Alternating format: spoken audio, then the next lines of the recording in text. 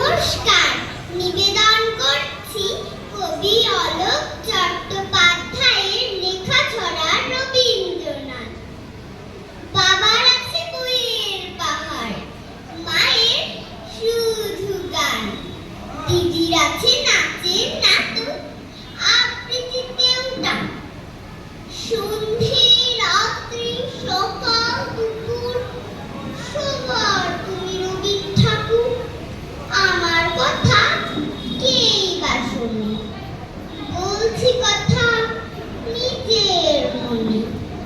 জানি তুমি মস্ত বড়, ওই যে ছবি দুধছে মালা, মেঝের উপর প্রদীপ জ্বালা।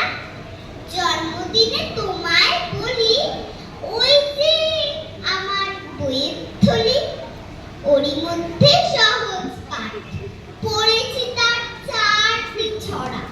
স্কুলেতে দেয় যেমন পড়া, ছড়ার মধ্যে সেই যে লেখা, হারিয়ে পাওয়া আলু তীরে, নাচায় ডালে ফিরে ফিরে ঝুমকো ফুলের লতা।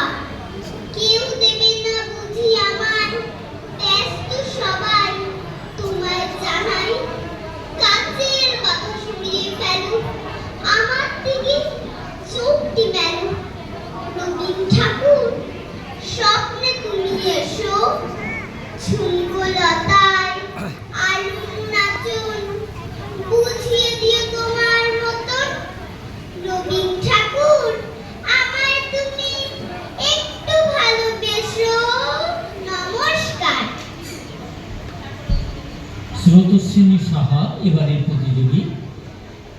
আবৃত্তি ক বিভাগের প্রতিযোগিতা চলছে।